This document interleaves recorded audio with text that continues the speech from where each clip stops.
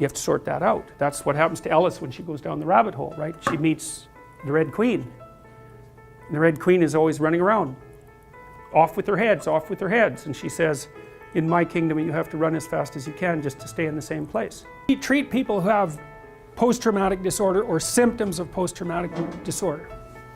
And so let's say they got post-traumatic stress disorder because the relationship collapsed on them suddenly, which is quite common. They get betrayed or someone leaves them suddenly, and then they don't know what to do, because, especially if they're conscientious, because then they just tear themselves into pieces trying to figure out what they did wrong to bring about that event. And the reason they're doing that is because they want to retool their perceptions and their actions so that the probability that they'll have the same experience again is minimized, and their mind won't leave them alone until they do it. And no wonder, right? Because if you fall into a big pit and you get really hurt, the first thing you should figure out is how to not fall into big pits anymore. And your mind is set up exactly for that. And so what you do with someone who's having problems like that, so maybe they're waking up at the middle of the night obsessing about what went wrong, is you walk them through it. You do a situational analysis first, because one of the oversimplifications that people make, and this is especially true for conscientious people, is if something bad happened to me, I must have done something to deserve it. Now that's actually a pretty functional idea, because it suggests that there are things about your behavior that you could change that would make the future better. But the problem is that, say if it's the collapse of a relationship and you've been with that person for 8 years or longer, well, you did so many things with them that the idea that you did something wrong pretty much extends to every single thing you ever did with them. How are you going to fix that? And so that's part of the trauma, actually. The trauma is 80 million snakes all at the same time. It's like, well, forget it. You don't have time to go through all that material. And so partly what you do is with people, and this is what you should do with yourself too, is you do a situational analysis. It's like, don't be assuming necessarily that the thing that happened to you only happened to you because of what you did or didn't do. There's all sorts of factors at play. So one of the things that sometimes I do with clients is if they were in a relationship and I can get some reasonable personality information about both of them, I can point out where they were temperamentally incompatible. Like if you're a highly conscientious person and your partner is very, very low in conscientiousness, it's like, well, good luck to you two. How the hell are you ever going to work that out? Because you want everything to be exactly where it's supposed to be, and you're working all the time, and your partner could care less whether things were where they're supposed to be, and they're not going to work. And you can butt heads about that forever. The probability that you're going to shift it, except to some minor degree, is very, very low. And so sometimes you end up with someone with whom you get along very well on one temperamental dimension, and you're an absolute catastrophe on the other 4. And the probability that you're going to be able to mediate a huge temperamental difference is extremely low. You wouldn't expect yourself to mediate a huge intellectual difference, right? You're going to make the other person smarter, or maybe you smarter, depending on who you're with. It's like, no, probably not. A bit, maybe. So you do a situational analysis. And so what you're trying to do is to extract out information from your past and your present that will enable you to conduct yourself properly into the future. So let's say you're in a long-term intimate relationship and you get betrayed. Okay, so what is it that you see when you see your partner at the moment you know of the betrayal? Well, you see the pre-cosmogonic chaos, and here's why. It rattles your unconscious up because you don't know anything anymore. You don't know what the past was. And it's supposed to be real, and all of a sudden you don't know what it was. And so you come up with wild ideas about what it might have been and what it represented, and then you don't know what the future is going to be anymore. So then your fantasy fills that space, and you don't know who the hell you're looking at, that's for sure, and you don't know much about human beings, and you certainly don't know anything about yourself.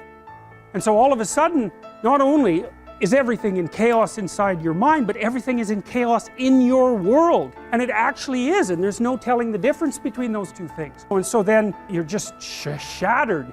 And so then you go talk to a therapist for like 2 years and you think, well, what happened?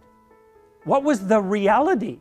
Because who knows what the reality was, like, but as far as you're concerned, the reality is, I better represent this properly in my head. I better figure out who I was, who that person was, what we did together, and what it meant, because I do not want this to happen again. And so you're healed when you get to the point where you've grasped the bloody moral of the story. what went wrong and how can I not have that happen again? Because that's the purpose of learning, right? That's the purpose of memory. It's to prepare you for the future. And so you have to pull out of that massive chaos a functional representation that increases your wisdom so that you're not this naive target the next time you enter into a relationship. So at least you can have another relationship without being so traumatized that you're done. It can take people years to talk that through because this landscape of potential opens up when they're betrayed. It's like, well, anything could have been the truth. To sort through that, you have to wander through all that mess, and it's really painful to come out with the new you, right? The renewed you. Let's say that you've been in a long-term relationship and it collapses. Let's say you had a tendency towards alcoholism, you weren't so great with regards to your drug use, you're not that conscientious, and you had like 4 or 5 kind of low-rent affairs, and you know it. Your marriage collapses. Bang. Well, who do you first meet when you fall into chaos? You meet King of the Monsters, and he's you. It's like, why did my marriage fall apart? What did I do wrong? Bang, bang, bang, bang, bang. I did all these things wrong. Why? Because that thing inhabits me. What is it? Well, that's the most horrifying question. So down there in the archetypal space, all these things lurk, the hero and the adversary. But you've just met the adversary. Well, maybe you were a tyrant. That's certainly possible. Maybe everything around you was chaotic. So what do you encounter when things fall apart?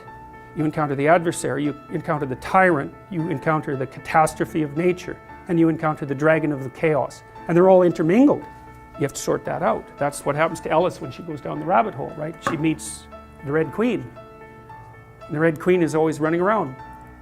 Off with their heads, off with their heads. And she says, in my kingdom you have to run as fast as you can just to stay in the same place. Down the rabbit hole you meet the archetypes. Okay, so back to responsibility. Well, one of the things Solzhenitsyn detailed, he said, well, how do societies go corrupt? He said, it's easy. One little sin at a time. You go to work, someone's lording it over you, you know that they're tyrannical, you don't have the wherewithal to stand up. It's like, okay, you're a slave. And so if you continue to agree to be a slave, you will continue to generate tyrants. And the only thing that can stop you from doing that, I think, is the right kind of terror. It's like, be careful what you give up. So that's this logos. The logos is the thing that enables you to mediate between order and chaos. And maybe you have to have some faith in that. It's like, well, what should you do if someone is harassing you? Well, you should fight back. What's the most effective way to fight back? Well, sometimes it's physical, but that's not necessarily for the best. Maybe it's through articulation. Maybe it's through analysis, right? You want to be sharp. You want to be able to decompose a problem. You want to be able to formulate an argument and a counter response. And maybe you want to be so good at that that people don't mess with you to begin with.